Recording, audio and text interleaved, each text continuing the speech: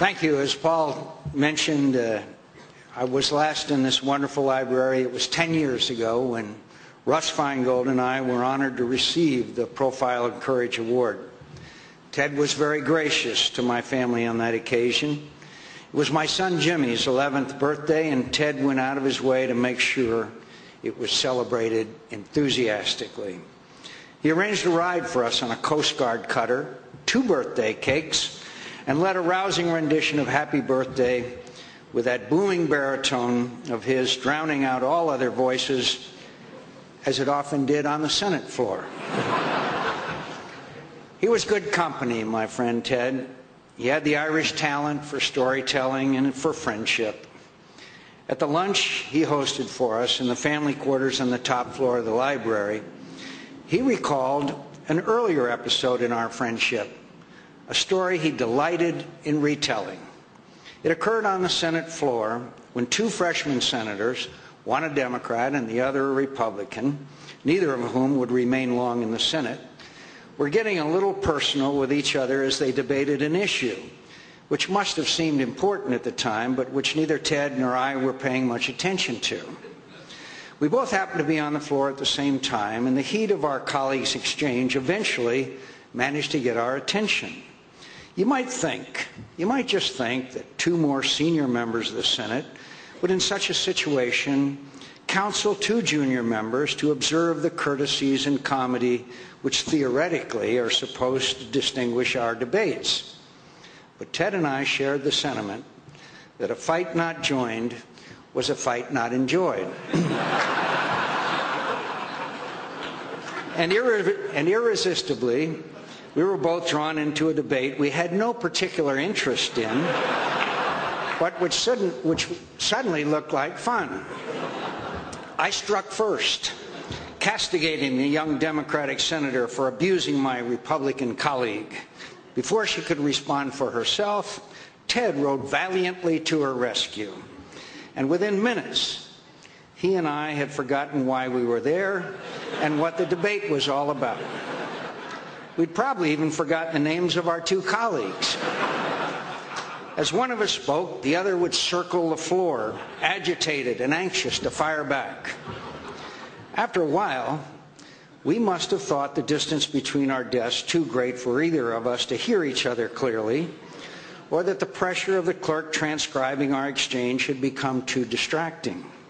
And as if we both had heard some secret signal, we put down our microphones simultaneously and walked briskly to the well of the floor, where we could continue in closer quarters and in language perhaps too familiar to be recorded for posterity, which regrettably was still audible enough to be overheard by a few reporters who were now leaning over the railing of the press gallery, trying to ascertain just what the hell was going on between McCain and Kennedy.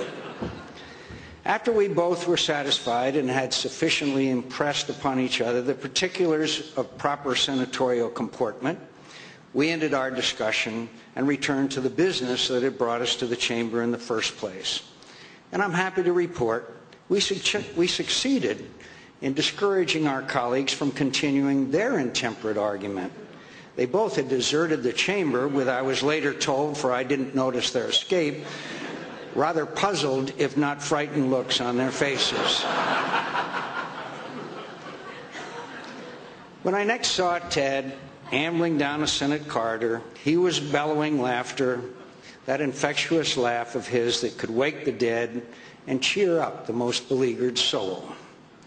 He was good company, excellent company. I think I'm going to miss him more than I can say. We disagreed on most issues, but I admired his passion for his convictions, his patience with the hard and sometimes dull work of legislating, and his uncanny sense for when differences could be bridged and his cause advanced by degrees. He was a fierce advocate, and no senator would oppose him in a debate without at least a little trepidation, often more than a little. We all listened to him, of course. He was hard to ignore. When we agreed on an issue and worked together to make a little progress for the country on an important issue, he was the best ally you could have. You never had even a small doubt that once his word was given and a course of action decided, he would honor the letter and the spirit of the agreement. When we worked together on the immigration issue, we had a daily morning meeting with other interested senators. He and I would meet for a few minutes in advance and decide between us which members of our respective caucuses needed a little special encouragement or, on occasion, a little straight talk. If a member tried to back out of a previous commitment, Ted made certain they understood the consequences of their action. It didn't matter to him that the offender was a member of his own caucus. He was the most reliable, the most prepared, and the most persistent member of the Senate. He took the long view. He never gave up. And though on most issues I very much wished he would give up, he taught me to be a better senator. After Labor Day, I'll go back to the Senate, and I'll try to be as persistent as Ted was and as passionate for the work. I know I'm privileged to serve there, but I think most of my colleagues would agree the place won't be the same without him.